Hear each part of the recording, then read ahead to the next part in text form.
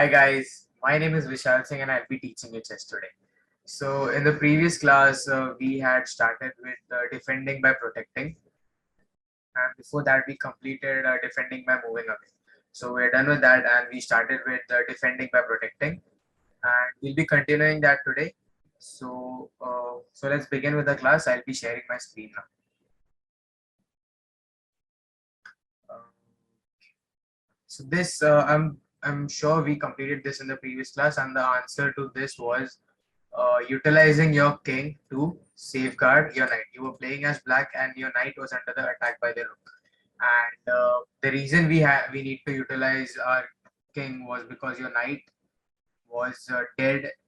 Does even if it moves, like it can move any option it has, but it was still getting captured. So we had to utilize another piece in order to protect the knight. Moving to any of these four options, the knight would have been dead.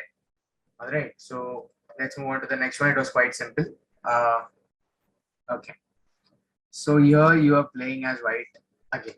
Okay, I remember this time. Now I've got a hang of it. So I've showed you the puzzle. I've told you you're playing as white. Kindly pause the video. Look which of your pieces under attack. Having a great eye is actually very important in chess too. You should know which of your pieces under attack, what your opponent is trying to do by looking at the pieces. Now, if you know which of your pieces under attack, you should know which of your piece needs protection as well and why. Okay, so think about it, come back and then play the video. All right. So, okay, so you're playing as white, and the piece that is under attack would be your bishop here, right here at c5. Uh, so let's see if it does have an option to, escape, or do we need to protect it? So the bishop can only move diagonally, right? Let's make the options where it can. So it cannot jump to b6. Why? Because the knight is covering that as an attack range, and so is the rook. So if it moves to b6, it is dead. Moving here at a7 would again, it will still be captured. Why? Because the knight has an attack range over there as well. So it will be dead. So moving towards up diagonally left is not an option. Let's see if we can go towards the right. Okay. Moving here at d6, again not an option. The knight can still capture our bishop. That is out of the option. Moving to e7 and f8, the king can easily capture our bishop. Okay, so moving towards upright diagonal is not an option either. Moving here at b4, not an option again. The rook can easily capture us, and the pawn here at a5 can too. So again, not an option, and we cannot jump on our own piece. So moving to a3 is definitely not an option. Moving here at d4, again not an option. Why? Because the pawn here at e5 can easily capture our bishop. We do not want to give our bishop for free, right? That would be completely uh, a stupid move to play. And again, we cannot jump on our own piece. So jumping to e3, not an option. So escape doesn't seems to be an option over here. What can we do then? Can we use any other piece to protect our bishop over here? Yes, we can, right? We have a rook too. So the answer would be pretty simple. Rook to c1. Got it? The rook moves in straight lines only. That is why we are utilizing our rook to protect the bishop. Quite simple. Okay, let's move ahead. Okay, so here you are playing as white again. Uh, Go pause the video, look which of your pieces under attack, and then come back and see if our solutions do match. Okay, so you're playing as white, and the piece that is under attack is your knight. It is being attacked by the bishop. So just a second. These are all the options your knight has to jump, out of which let's eliminate c4. You cannot jump on your own piece, so that is out of the option. Moving here at c6, again not a good option. Why? The enemy knight can easily capture your knight, not a good option. Moving here at d7 and f7, definitely not a good option. Why? The king can easily capture us on both of the blocks, so those are out of the way as well. Capturing the enemy pawn here at g6, still no. Like you will be only getting 1 point in exchange for 3 points. You will be in a disadvantage, so that is definitely not a fair trade, out of the option. So again, if you do capture g6, you will be captured by the knight again. So not a good option.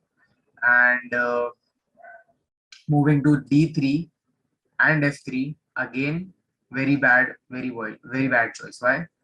Because the pawn here at e4 has an attack range over both of those blocks. So definitely no.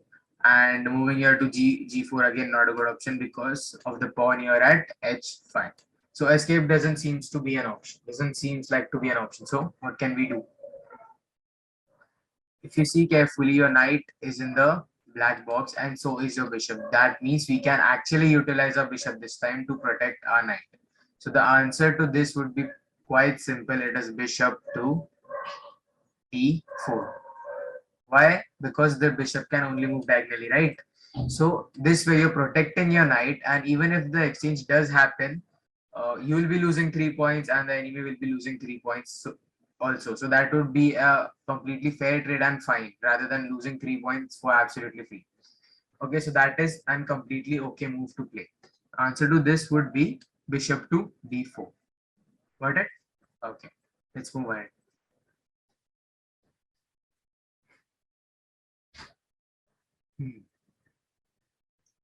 Okay, so again, you're playing as white over here, and okay, so pause the video, think which of your pieces under attack. It doesn't always have to be a major piece that is under attack. Even the smallest of the pieces do matter. So look at the puzzle carefully, the situation carefully. Look which of your pieces under attack. Think of a solution, and then come back and play the video. All right. So you're playing as black, and the piece that is under attack is your pawn here at e4. What is it being attacked by? Any guesses? The knight here at f6. It moves in a L pattern, remember. So the knight is the one that is threatening our pawn.